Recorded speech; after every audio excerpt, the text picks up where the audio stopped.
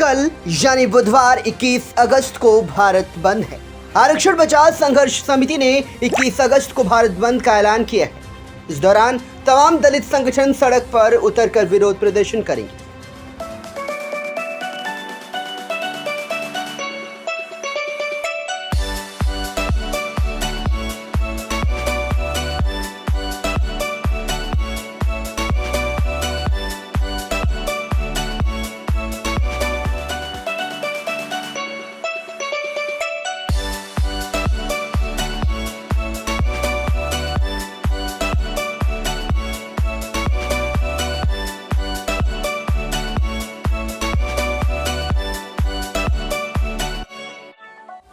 कई प्रदेशों में इसका व्यापक असर देखने को मिल सकता है, लिहाजा घर से बाहर निकलने से पहले आप लोगों को सतर्क रहना होगा।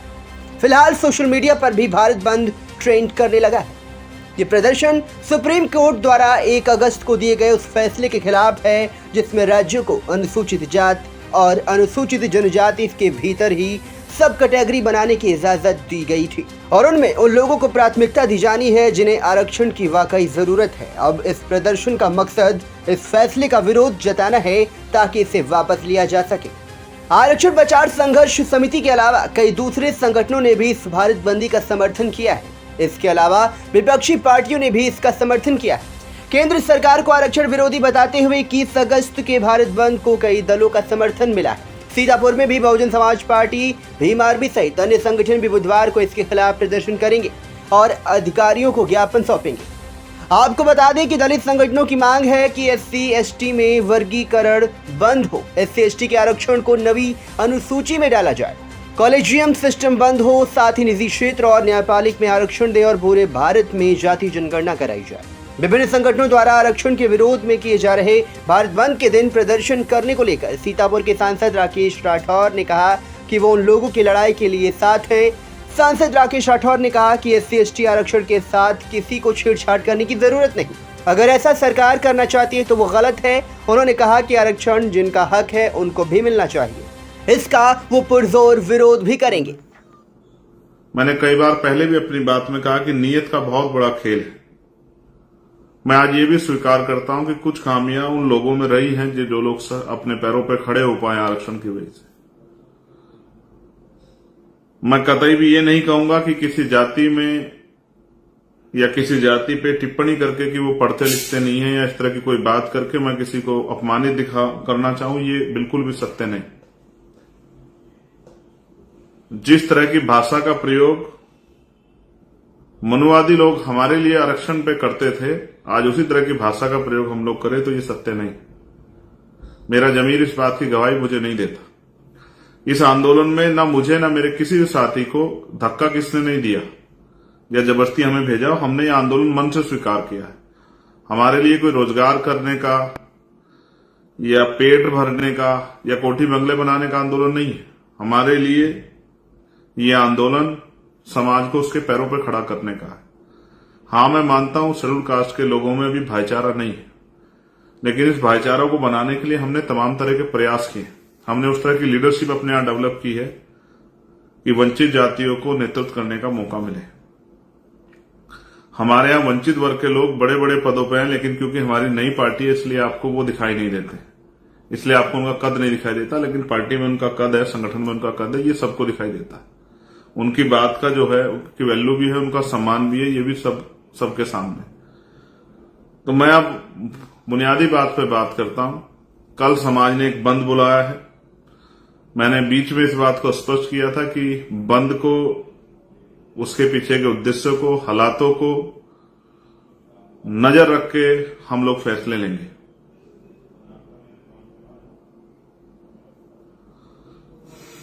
मैं सरे की बात नहीं करता हूं, ना मैंने कभी ये प्रयास किया कि किसी तरह का श्रेय किसी को मिले। कुछ लड़ाइयां समाज हित में लड़ी जाती। मेरे कंधों पे भी जिम्मेदारी है कि कल जब समाज सड़कों पे उतरेगा, वो किसी भी उद्देश्य के लिए उतरे तो उसका संरक्षण करना जरूरी। इतने बड़े समाज को मनुवादियों की कठपुतली बनने के लिए मैदान में नहीं छोड़ा जा सकता है। पिछले लंबे समय से मैं यही चिंता कर रहा हूं कि कोई इस तरह की घटनाक्रम, इस तरह की अनहोनी हमारे सामने ना आए जिसकी कीमत हमें लंबे समय तक चुकानी पड़े। मेरी ये इच्छा है कि वंचित वर्गों का भाईचारा ना टूटे, 1000-2000 नौकरियां इधर उधर चली जाए, कोई फर्क नहीं पड़ता। मैं इस बात से असहमत नहीं, क्योंकि 2% सरकारी नौकरियां है, 98% प्राइवेट सेक्टर है। आप याद करो, मैं फिर दोहराता हूं, मैंने मांग की कि 98% प्राइवेट सेक्टर में SC ST OBC के लोगों को मौका दिया जाए, उनको रिजर्वेशन दिया जाए, रिप्रेजेंटेशन दिया जाए। आप याद कीजिए, मैंने मांग की कि लेटरल एंट्री जो है, जिसपे आज हम लोग जीते भी हैं, कि लेटरल एंट्री पे जो है के जरिए जो हमारा हिस्सा खाया जा रहा है, इसको बंद किया जाए। आप जिन जगह पर रिजर्वेशन नहीं है रिप्रेजेंट, मैंने उनके लिए मांग की। आप जानते हैं, मैंने 1.5 साल पहले मांग की कि उन वंचित जातियों को जिनको अवसर नहीं मिल रहा, जब 10% आर्थिक आधार पर आरक्षण आप स्वर्ण जातियों को दे सकते हो, तो मेरे उस समाज को भी आपको मुख्य धारा में लाने के लिए, क्योंकि पिछले 10 साल से ज्यादा का समय हो गया है, 13 साल हो गए, अपनी जाति का जनगणना नहीं कराई, लगातार हमारी संख्या बढ़ रही है, तो संख्या के आधार पर हमारी हिस्सेदारी तय होनी चाहिए। तो इसलिए मैंने उन वंचित जातियों के लिए अलग से 5% आरक्षण की मांग, स्पेशली उन्हीं के लिए कि उनको मिले और उनके बच्चे भी कुर्सी पर आकर बैठे, उनको अवसर मिले, इसलिए मैंने उनके लिए मांग की। लेकिन आज मेरे कंधों पे जिम्मेदारी है कि जब समाज उतरे तो उनके साथ कोई अहित ना हो, उनको कोई नुकसान ना पहुंचे, इसलिए हमने ये किया। और ये हमारे आंदोलन का प्रथम चरण है, जो ये मन समाज ने बुलाया है। लेकिन 11 तारीख की जो है रैली, 11 तारीख का जो ऐतिहासिक आंदोलन हम लोग दिल्ली में करेंगे, वो हम समाज के सहयोग से अपने नेतृत्व में करेंगे, भीम आर्मी आजाद समाज पार्टी के नेतृत्व में करेंगे। और वो आंदोलन वो पूरा जो संघर्ष है वो इसीलिए होगा कि अब हम सरकार को बताएंगे किस तरह से हमारे अधिकार को छीन के रखने वालों को हम लोग डंके की चोट पर सबक सिखाते हैं। अब अगर सरकार किसी स्वार्थ में करना ही चाहती है, तो अब सरकार को फिर हमसे निपटने के लिए संवैधानिक तरीके से, हमसे निपटने के लिए, हमारे संवैधानिक आंदोलन निपटने के लिए तैयार भी रहना पड़ेगा। इसलिए मैं इस लाइव के माध्यम से अपने साथियों को यह भी बता देना चाहता हूं कि कल आंदोलन का प्रथम चरण है जो समाज ने बुलाया है। इसके बाद दूसरा चरण 11 सितंबर को दिल्ली में है। फिर आगे क्या करना है वो भी लगातार मैं आपको बताता रहूंगा। मैं तो चाहता था कि इस पर एक ओपन डिबेट हो, वो जातियां जिनको नहीं मिला है और जिनको मिला है वो सब लोग आपस में बैठ के, हमें तीसरे व्यक्ति की जरूरत नहीं थी कि कोई हमारे बीच में तीसरा व्यक्ति आके फैसला करे। हम वंचित वर्ग के लोग आपस में बैठ के फैसला करके, जो वास्तविकता में इसके पूरे रिसर्च को जानकर हम आपस में बैठ के इसको निपटाते कि भाई ये किस तरह हमें आगे बढ़ाना है, किस तरह से हमारे अंतिम व्यक्ति को भी अवसर मिले। मैं इस बात से सहमत हूं और मैं आपको विश्वास दिलाता हूं, अपने DSC समाज को भी ये विश्वास दिलाता हूं कि हम लोग इसके बाद भी बैठेंगे, बैठ के चर्चा करेंगे, जिसको अवसर नहीं मिला उसको अवसर मिले, इसके लिए हम लोग संकल्पित हैं। मैं वचन देके कहता हूं कि इसके लिए हम लोग संकल्पित हैं। लेकिन मैं नहीं चाहता कि भाई दुश्मन ने जिस तरह भाई के सामने खड़ा कर दिया। अगर दुश्मन वास्तविकता में हमारा हितैषी होता तो जब 10% स्वर्ण जातियों को दे सकते हैं आर्थिक आधार पे, तो सबसे पहले उन वंचित जातियों को देना चाहिए था जिनका अब तक आज तक कलेक्टर नहीं बना, देना चाहिए था। लेकिन सरकार की ये कोई मंशा नहीं है। आप जानते हैं किस तरह के फैसले और किस तरह से सबसे ज्यादा चुनावी लाभ लेने के लिए किस तरह से जो है प्रेस कॉन्फ्रेंस की गई। आप और मुझे सब लोगों को नजर रखनी चाहिए और किस तरह सरकार के लोगों ने हमारे लोगों को आपस में भड़काने के लिए झूठे जो है अपने लोगों से पुतले फुकवाए, तमाम तरह की चीजें करी। ये भी किससे छिपा हुआ नहीं। मगर मुझे देखो, मैं फिर कह रहा हूं, जिनको लग रहा है मिल रहा है उनको वो उत्साहित है, जिनको लग रहा है कि कुछ जा रहा है, दोनों ही समझ नहीं पा रहे हैं। लेकिन मैं आपको विश्वास दिलाता हूं, कुछ भी हो जाए मैं इस एकता को भी नहीं टूटने दूंगा। और इस चुनाव के इस आंदोलन के बाद आप देखना, हम लोग जिले वाइज, प्रदेश वाइज बैठ के आमने सामने चर्चा करके और एक दूसरे को सुन समझ के, हालातों को सुन समझ के फैसले लेके मिलकर अपने भाइयों की हिस्सेदारी के लड़ेंगे। लेकिन कल का दिन मेरे लिए इसलिए महत्वपूर्ण है कि इस समाज का एक कार्यकर्ता होने के नाते समाज के किसी व्यक्ति का हित ना हो। तो मैं सबसे पहले DSC समुदाय के हमारे जो भाई हैं उनसे हाथ जोड़ के कहूंगा कि वो किसी के बहकावे में आके, किसी के चढ़ावे में आके, किसी के षड्यंत्र या किसी के हाथों कठपुतले ना बने। जिस तरह आप लगातार मांग कर रहे हैं संवैधानिक रूप से, आप अपने आंदोलन को लगातार चलाइए। और समाज ने जो आंदोलन बुलाया है इसको भी शांतिपूर्वक तरीके से होने दें। दूसरा, फिर मैं जो लोग कर रहे हैं उनसे भी ये कहूंगा जो इस आंदोलन में शामिल हो रहे हैं कि वो शांतिपूर्वक रूप से, भीम आर्मी के लोगों को तो मैं जानता हूं, वो तो संवैधानिक रूप से पालन करते हैं, संवैधानिक मर्यादा में रहकर आंदोलन चलाते हैं, उनकी शक्ति को मैं समझता हूं। आजाद समाज पार्टी के लोग बड़े अनुशासित हैं, लेकिन मैं बाकी संगठन से भी ये कह रहा हूं कि वो भी अनुशासन में रहकर अपने ज्ञापन दें, अपनी शक्ति का एहसास कराएं, संवैधानिक मर्यादा रखें, किसी पर टीका टिप्पणी ना करें।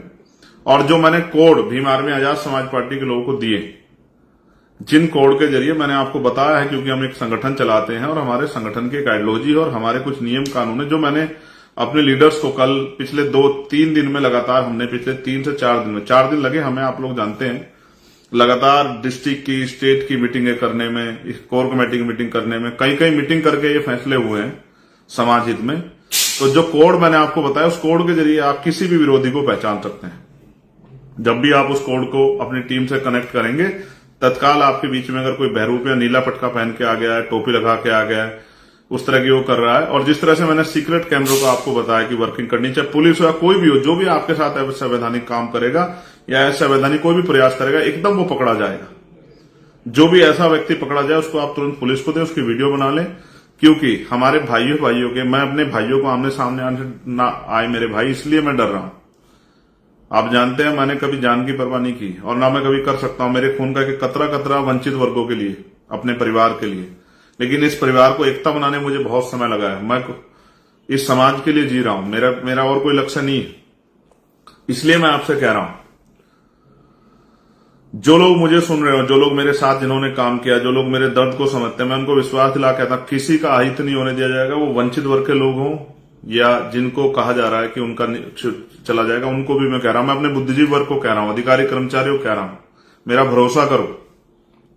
मैं संकल्प दे कह रहा हूं, बाबा साहब अम्बेडकर के मिशन का संकल्प करके कह रहा हूं, किसी का अहित नहीं होने दिया जाएगा और जिसकी जो हिस्सेदारी बैठती है उसको मिलेगी। लेकिन आप संयम रखो, किसी की कठपुतली मत बनो, किसी पर टिप्पणी मत करो। और मैं अपने संगठन के साथियों से कह रहा हूं जो हमसे लोग जुड़े, जो मैंने आपको कोड दिए हैं, आप समय समय पर आंदोलन के बीच में उन कोडों का प्रयोग करना, आपको पता लग जाए कौन बाहर का आदमी आपके उसमें, और जैसे ऐसा आदमी तत्काल वीडियो बनाए, क्योंकि बहुत सारे लोग ये चाहते थे कि हमारे लोग सड़कों पर आए और फिर उनका इस तरह से मिसयूज किया जाए, फिर इनको दोनों भाइयों को लड़ा दिया जाए। ये वंचित वर्ग के लोग हैं, इनमें ये मार्शल कौम है, जिन्होंने अपने शौर्य, अपने बल पे जो है बहुत सारे संघर्ष किए, विरोधियों को धूल चटा दी। दुश्मन आपकी ताकत से डर गया है, इसलिए आपको बांटना चाहता है। और मेरा एकमात्र जो उद्देश्य है, वो महान पुरुषों का जो सपना था कि हर व्यक्ति तक बुनियादी सुविधाएं पहुंचे और सबको सम्मान का जीवन मिले। मैंने कई बार आपसे कहा, क्या मिलता है बजट में हमें, कौन कितना हितैषी आप जानते हैं। मैंने अलग से सफाई कर्मचारियों के लिए बजट की मांग की थी कि उनको उतरना ना पड़े। मैं सिर्फ अपने लोगों के प्रति हूं और कुछ नहीं। इसलिए मैंने जो अपने संगठन के लोगों को जो कोड दिया, और एक और हमने इस लड़ाई को ऐसे लड़ जाकर हवा में समर्थन कर दिया, ये हो गया वो हो गया। हमने इसके लिए एक वॉर रूम बनाया। मैं अभी लगभग 8:30 बजे एक लिस्ट जारी करूंगा स्टेट वाइज, चाहे उड़ीसा हो, तेलंगाना हो, कर्नाटका हो, चाहे केरल हो, तमिलनाडु हो, चाहे झारखंड हो, चाहे बिहार हो, मध्य प्रदेश हो, राजस्थान हो, छत्तीसगढ़ हो, यूपी हो, दिल्ली हो, पंजाब हो, हरियाणा हो, जम्मू हो, उत्तराखंड हो, मध्य प्रदेश हो, राजस्थान हो, सब जगह के कॉन्टेक्ट में आपको, अगर कोई भी कहीं आपके साथ परेशानी आती है, तत्काल आप उन पर संपर्क करें। ये वॉर रूम इसलिए है कि आपकी सुरक्षा हो सके, हमारी लीगल टीम सक्रिय रहेगी। डिस्ट्रिक्ट में हमारी लीडरशिप, डिस्ट्रिक्ट की लीडर जो हमारी लीगल टीम है, अपने वकील साथियों से मैं कह रहा हूं वो लोग तैयार रहें। हमें हर मुसीबत से समाज को बचाना है। अब तक इन समाजों से राजनीति होती आई, अब पहली बार एक एकता बनकर हम लोग प्रयास किए, उस एकता से लोग डर गए। इसलिए जो मैंने कहा उस कोड का प्रयोग करना है। जो बीच में आपका कोई घुसेगा तत्काल पकड़ा जाएगा, फिर उसको कानूनी रूप से सबक सिखाया जाएगा। और दूसरा, लगातार जो है यही किसी भी आंदोलन को जो है चलाने का यही तरीका होता है कि आपके पास कुछ सीक्रेट प्लान होना चाहिए। संवैधानिक मर्यादाओं में इस आंदोलन को पूरा करना है और अगले आंदोलन 11 सितंबर की दिल्ली के लिए तैयारी करनी है। भीम आर्मी आजाद समाज पार्टी और बहुजन समाज के लोग कह रहा हूं, एक दिन में आंदोलन नहीं जीता जाएगा। और अब हमारी मांग जो है मैंने आपको बता दी है। हमारी मांग सिर्फ ये नहीं है छोटी मोटी मांग, अब जो है हम बताएंगे किस तरह से अधिकारों की रक्षा होती है, किस तरह से संघर्ष किया जा सकता है। अब जो बैकलॉग है, जो 15% को 4-5% में टाल रखा था, एक एक नौकरी हम लोग पूरी कराएंगे, पूरा बैकलॉग भराएंगे, आरक्षण का कोटा पूरा कराएंगे। दूसरा, राज्यसभाओं में, विधान परिषद में SC ST OBC के लोगों को राजनीतिक आरक्षण मिले, राजनीतिक रिप्रेजेंटेशन मिले। SC ST को गवर्नर हो की पोस्ट हो, चाहे राज्यसभा की हो, किसी दल की हो, चाहे विधान परिषद की हो उनमें, चाहे मिनिस्ट्री हो उनमें, साथ साथ जातिगत जनगणना हो।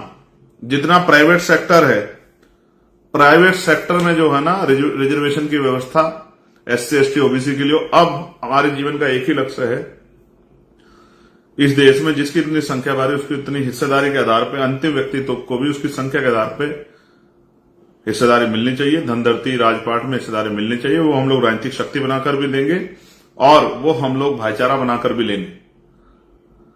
अब हम चुटकी भर के लिए नहीं लड़ेंगे, अब हम अपनी संख्या के आधार पर हिस्सेदारी के लिए लड़ेंगे और अपने भाइयों के लिए भी और अपने लिए भी हम लोग मैदान में जाके लड़ाई लड़ेंगे। हम ये पहले भी करते आए। मैंने आपसे कहा जुडिशरी में भी रिजर्वेशन होना चाहिए। जिस हर डिपार्टमेंट में जो हमारी हिस्सेदारी, वो उसको हमें पूरा कराना है। अब हम SC ST OBC के वास्तविक अधिकार उन तक पहुंचे, इसके लिए रोज संघर्ष करेंगे। अब हमारा यही मकसद है कि अंतिम व्यक्ति तक सुख सुविधाएं, बुनियादी अधिकार पहुंचे और जो सरकारों में हमारा हिस्सेदारी बैठे संख्या के आधार पर, बजट में, तमाम चीजों में, उन पे भी हम लोग जो है संघर्ष करेंगे। अब हमने ठान लिया। लेकिन मैं फिर आपसे पुनः अनुरोध करूंगा, शांति प्रिय तो आप लोग हैं, लेकिन संवैधानिक मर्यादा का पालन करते हुए। और एक मैंने कहा ना, दुश्मन के मोहरे नहीं बनना, अच्छी टिप्पणी नहीं करनी है अपने लोगों। भाई भाई के साथ नहीं लड़ता है, कभी नहीं लड़ता, लड़ना भी नहीं चाहिए। 2-4 हजार नौकरियों से कोई फर्क नहीं पड़ता है। ये होना चाहिए, जरूरी है कि जो जिसको नहीं मिला उसको मिलना चाहिए, लेकिन सरकार के मोहरे बन के नहीं। इसलिए मैं आपसे अपील करूंगा। और समाज समझदार है और दुश्मन देखिए कितना समझदार है, भाइयों को भाइयों से लड़ा रहा है। वरना अलग से भी 10% 5% दे सकता था, लेकिन फिर भाई भाई से लड़ते तो वो तमाशा कैसे देखता। और गजब का खेल, जो लोग देने का वादा कर रहे हैं वो राजस्थान में समर्थन भी कर रहे हैं बंद का। कई खेल चल रहे हैं, बहुत सावधान रहिए। मैं राजस्थान के साथियों से, मध्य प्रदेश के साथियों से, उत्तर प्रदेश, हरियाणा, पंजाब के साथियों से, उत्तराखंड, दिल्ली, बिहार और झारखंड के साथियों से, तमाम नॉर्थ की बेल्ट से, तमाम साउथ की बेल्ट से ये आपसे प्रार्थना करूंगा। 8:30 बजे हम लोग लिस्ट जारी करेंगे। कहीं किसी कोई परेशानी आती, किसी भी तत्काल होकर, और 1-1 मिनट की खबर के लिए चंद्रशेखर आजाद आपके बीच में है। हर उसके लिए कहीं शासन प्रशासन अगर गुंडाई करेगा, उनसे लड़ने के लिए, सब चीजों के लिए आपके 24 घंटे बीच में है। लेकिन उस लिस्ट के लिए आप तत्काल जो है संपर्क करें और कोई भी बात हो तत्काल बताएं।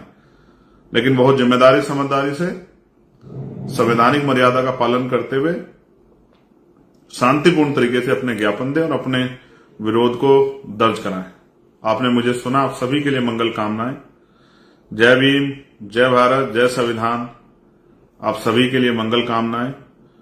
बहुजन समाज जिंदाबाद, आजाद समाज पार्टी जिंदाबाद, भीम आर्मी जिंदाबाद और मेरा हर एक व्यक्ति, भाई, परिवार जिंदाबाद।